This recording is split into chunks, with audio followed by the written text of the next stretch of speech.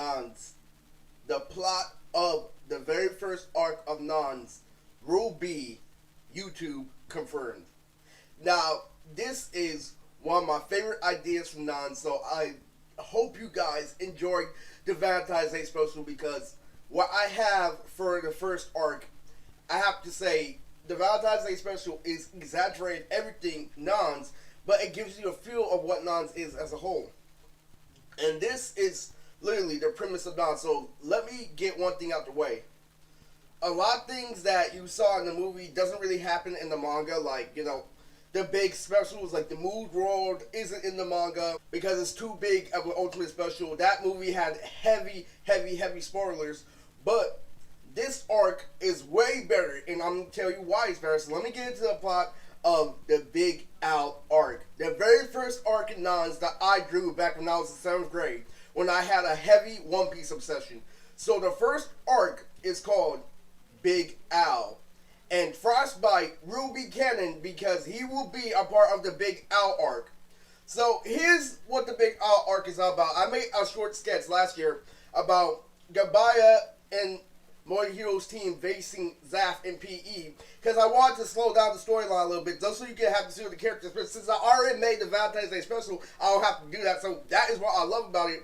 So I had to add some more slice of life elements in order for you guys to understand the characters, because the original rough draft I made in high school, we jumped right into the second saga, but I took this arc out. So this is my gift to YouTube. This is a gift to One Piece community. This is a gift to Roger's Base. This is a gift to Tekken 101. This is a gift to King of Lightning. That this is something that I have been literally waiting to post for years on top of years on top of years. It's been a whole decade since I made this idea. So this is the Big Al arc, and it's based off the Arlong Park saga from One Piece. And this is crazy. So who is Big Al? Big Al is an alligator who's based off Arlong, and he's the main villain of the first arc. So it goes like this. The first chapter of Nonz that I posted on YouTube is basically the introduction to all the characters of the team of Nonz and Kazuki Hero, their sensei. So it goes like this. They need to enter the tournament, and they need a specific number of tokens. This is based off the idea I have with Mr. Pleasure with the Genkaya eggs. So instead of the Genkaya eggs, it's tokens. So they need 5 tokens in order to enter the tournament, and Big Al is worth 3 tokens. Frostbite is worth 2 tokens. So they need 5 tokens to enter the tournament. So what they have to do is they have to face Big Al. And what happens is, this is going to be based off a whole lot of choreography that I've learned from the One Piece, literally, the community, all my research on One Piece. This is everything I love about One Piece in one arc. And so what Big Al is Big Al is an alligator who is a mob boss who secretly works for Zofio. So the first arc of Nonz goes like this. There's a secret character I'm saving for the first arc who I will not reveal on YouTube, but it's a girl, and she gets captured by Big Al. So Gabaya literally beats up with this girl, and he uses her for motivation to go take down Big Al. But it's 2 birds with 1 stone. They go save the girl, and they go take down Big Al so they can enter the tournament. So here's the thing. So this is the premise of this. So Big Al is based off an alligator, but it's also based off my love for the Animal Planet. And not only is he based off Arlong, he's based off all the feats that you can see in a crocodile.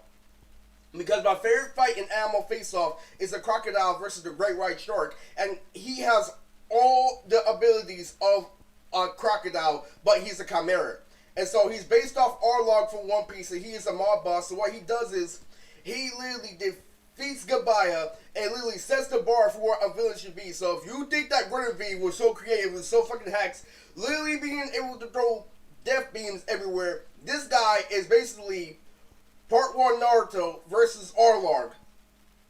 Very, very OP, very overpowered, very muscular. And his character design is based off Vector from Sonic the Hedgehog. So he's a very, very, very intuitive villain. He's a very creative villain. And he is really, really, really non-stop badass. And this is literally going to be one of my favorite fights to draw. And this will be on YouTube, but I'm not spoiling anything else because this is literally one of my favorite ideas. So the reason why I'm revealing this, I'm not revealing any other arc of Nonz on YouTube. I'm sorry, that's confirmed, because this is something I made in 7th grade. So this is something that I discarded because I didn't want to be, too contemporary. I didn't want to put all the stuff in one series, so this is literally a good way to start the series. This is the best way that you're gonna see a Team Nonz in action. This is literally the best premise of the Team Nonz. So Big Al literally just has a Chimera army. Big Al is literally a big mom boss with a chain, you know, big muscles, everything king status, you know, sitting on his chair. But you gotta understand that Gabaya Murioto does not fear nobody.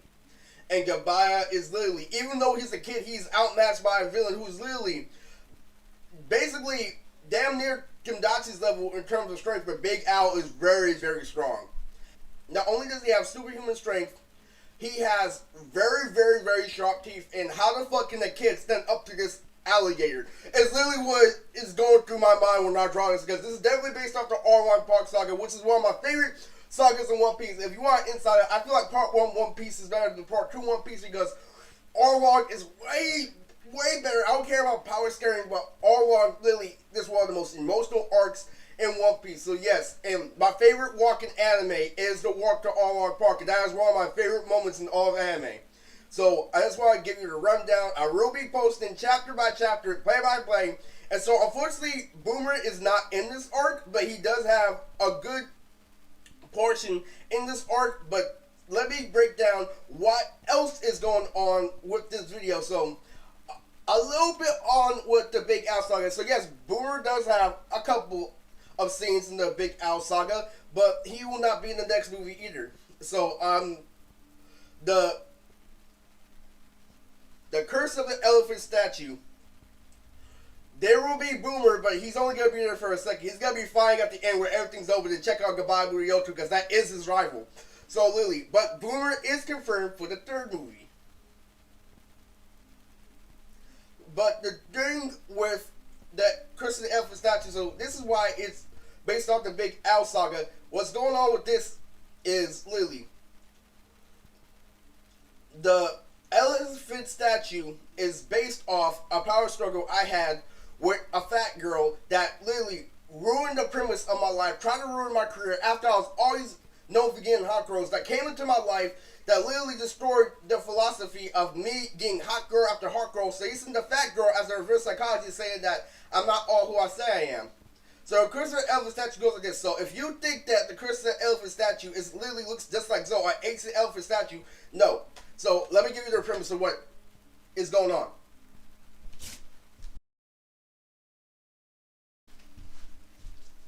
This is the color palette for the Crystal Elephant Statue.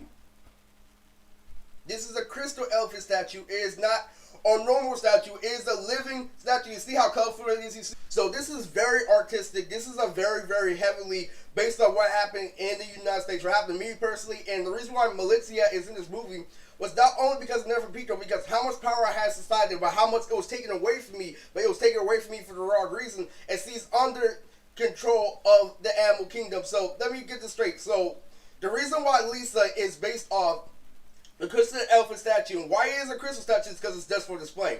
Even though it's a moving statue, even though there's a whole bunch of things that what makes it connected to Zoe, what makes it connected to America, is that it wasn't the fact that she was right, it's the fact that this is literally the foundation of what this country is based off of. So me literally gorillaing girls, me literally getting hot girl after hot girl is literally going against the morals in America.